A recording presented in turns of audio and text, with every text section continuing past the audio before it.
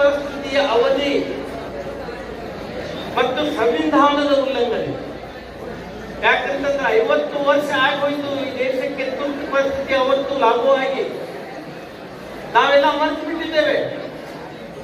ತುರ್ತು ಪರಿಸ್ಥಿತಿಯನ್ನು ಯಾಕೆ ಜಾರಿ ಮಾಡಲಾಯಿತು? ತುರ್ತು ಪರಿಸ್ಥಿತಿಯನ್ನು ಯಾರು ಜಾರಿ ಮಾಡಿದ್ರು?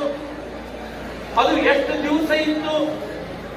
ಆ ತುರ್ತು ಪರಿಸ್ಥಿತಿಯ ಸಂದರ್ಭದಲ್ಲಿ ದೇಶದಲ್ಲಿ ಏನೇನು ಅನಾಹುತಗಳು ಆದವು.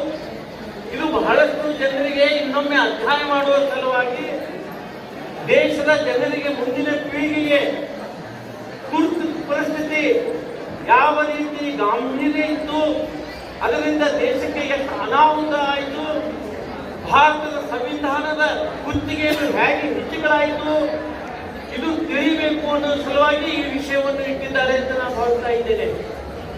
ತುರ್ತು ಪರಿಸ್ಥಿತಿಯ ಸಂದರ್ಭದಲ್ಲಿ 21 ತಿಂಗಳ ಈ ದೇಶವನ್ನು ಜೈಲಾಗಿತ್ತು. ಎಲ್ಲಾ ರಾಜಕೀಯ ಪಕ್ಷಗಳ ನಾಯಕರನ್ನು ಜೈಲಿಗೆ ಕಳಿಸಲಾಗಿತ್ತು.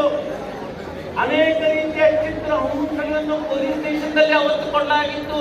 ತುರ್ತು ಪರಿಸ್ಥಿತಿ ಸಂದರ್ಭದಲ್ಲಿ ಭಾರತ್ ಮಾತಾ ಕಿ ಜೈ ಅಂತ ಹೇಳಿದವರು ಸಹಿತ ಜೈಲಿನಲ್ಲಿ ಇಟ್ಟಿದ್ರು. ಆ ತುರ್ತು ಪರಿಸ್ಥಿತಿಯ ಸಂದರ್ಭದಲ್ಲಿ ಅಂಥ ತುರ್ತು ಪರಿಸ್ಥಿತಿಯ ಕರಾಳ ದಿನಗಳನ್ನು ನೆನಪು ಮಾಡುವ ಸಲುವಾಗಿ ಈ ವಿಷಯ ಬಿಟ್ಟಿದ್ದಾರೆ ಅಂತ ನಾವು ಭಾವಿಸ್ತಾ ಇದ್ದೇನೆ.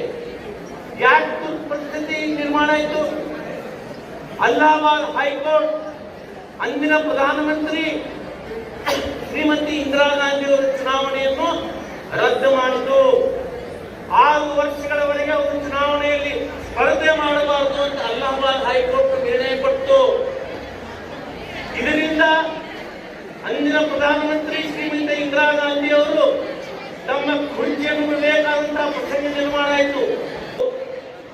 ಅವತ್ತು ಪತ್ರಿಕೆಗಳಿಗೂ ಮುಕ್ತ ಅವಕಾಶ ಇರಲಿಲ್ಲ, ಮಾಧ್ಯಮಗಳಿಗೂ ಸಹಿತ ಯಾವುದೇ ರೀತಿಯ ಸ್ವಾತಂತ್ರ್ಯ ಇರಲಿಲ್ಲ. ಮಾಧ್ಯಮಗಳ ಕತ್ತನ್ನು ಕೂಡ ಹೆಚ್ಚಿಸಲಾಯಿತು. ಮುಂದೊಂದು ದಿವಸ ಎಂದಿಗೂ ಇಂತಹ ಕರಾಳ ದಿನಗಳು ಭಾರತದಲ್ಲಿ ಬರಬಾರದು. ಈ ತುರ್ತು ಪರಿಸ್ಥಿತಿ ಎಷ್ಟೊಂದು ಜನಗೋರ ಅನ್ಯಾಯ ಮಾಡಿತು. ಇದು ಮುಂದಿನ ಪೀಳಿಗೆಗೆ ಗೊತ್ತು ಆಗಬೇಕು ಅಂತ ಇವತ್ತು ಸರ್ಕಾರನೇ ಈ ವಿಷಯವನ್ನು ಇವತ್ತು ಸ್ಪರ್ಧಾತ್ಮಕ ಭಾಷಣ ಸ್ಪರ್ಧೆಯಲ್ಲಿ ಇಟ್ಟಿದೆ. ಬಂಧುಗಳೇ, ತಮ್ಮಲ್ಲಿ ಒಂದೇ ವಿನಂತಿ ಮಾಡ್ತೀನಿ, ದೇಶದ ನಿಜ ಪರಿಸ್ಥಿತಿ ಅರಿಯಾಗಬೇಕು. 50 ವರ್ಷದಿಂದ ಘಟನೆ ಅನೇಕ ಮಂದಿಗೆ ಗೊತ್ತಿಲ್ಲ. ಕೇವಲ ಭಾರತ್ ಮಾತಾ ಕಿ ಜಯ ಅನ್ನೋದಕ್ಕಾಗಿ ನನ್ನನ್ನು ಜೈಲಿಗೆ ಕಳಿಸಲಾಯಿತು ಅವತ್ತು.